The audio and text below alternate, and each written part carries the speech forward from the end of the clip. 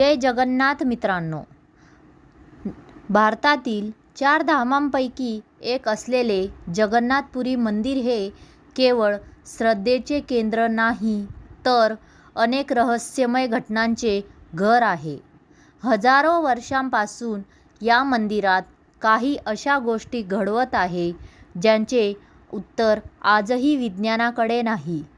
आजच्या व्हिडिओमध्ये आपण जाणून घेणार आहोत जगन्नाथपुरीचे 7 अद्भुत रहस्य, जे प्रत्येक हिंदूने आयुष्यात एकदा तरी जाणून घ्यायलाच हवे. व्हिडिओ शेवटपर्यंत नक्की पहा आणि कमेंटमध्ये जय जगन्नाथ लिहायला विसरू नका. मंदिरावरील ध्वज.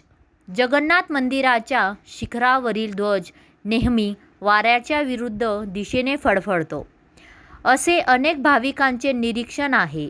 तसेच हा ध्वज दररोज बदलला जातो. परंपरेनुसार जर एखाद्या दिवशी ध्वज बदलला गेला नाही, तर मंदिर 18 वर्षे बंद राहील अशी श्रद्धा आहे. सुदर्शन चक्र.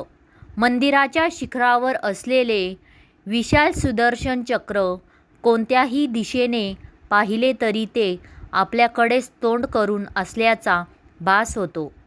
स्थापत्यकलेचा हा अद्भुत नमुना आजही लोकांना आश्चर्यचकित करतो. मंदिरावर पक्षी का दिसत नाहीत?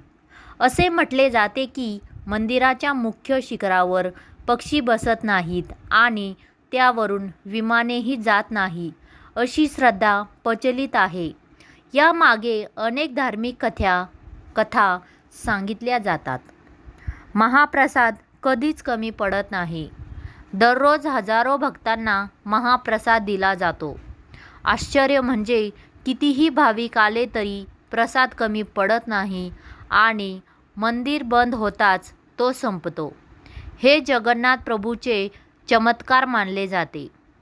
7 मडक्यांमध्ये स्वयंपाक. जगन्नाथ मंदिराच्या स्वयंपाकघरात मातीची 7 मडकी एकावर एक ठेवून स्वयंपाक केला जातो. आश्चर्याची गोष्ट म्हणजे सर्वात वरचे मडके आधी शिजते, त्याखालचे नंतर. हे अनेकांना आजही गूढ वाटते. लाकडी मूर्ती. भगवान जगन्नाथ, बलभद्र आणि सुभद्रा यांच्या मूर्ती लाकडाच्या आहेत. काही वर्षांनी नवकलेवर या परंपरेत नवीन मूर्ती तयार केल्या जातात. ही परंपरा अत्यंत पवित्र मानली जाते. मंदिराची सावली. अनेक भाविकांच्या श्रद्धेनुसार मंदिराची सावली स्पष्टपणे दिसत नाही किंवा ती वेगळी भासते, असे सांगितले जाते. या विषयावर विविध मते आहेत आणि अनेक कथा प्रचलित आहे. ही सर्व रहस्ये श्रद्धा, परंपरा आणि स्थापत्यकलेचे अद्भुत मिश्रण आहेत. काही गोष्टींना वैज्ञानिक स्पष्टीकरण असू शकते, तर काही गोष्टी भक्तांसाठी श्रद्धेचा विषय आहेत. जर तुम्हाला हा व्हिडिओ आवडला असेल तर लाईक, शेअर आणि सबस्क्राईब नक्की करा आणि कमेंटमध्ये एकदा मनापासून लिहा जय जगन्नाथ.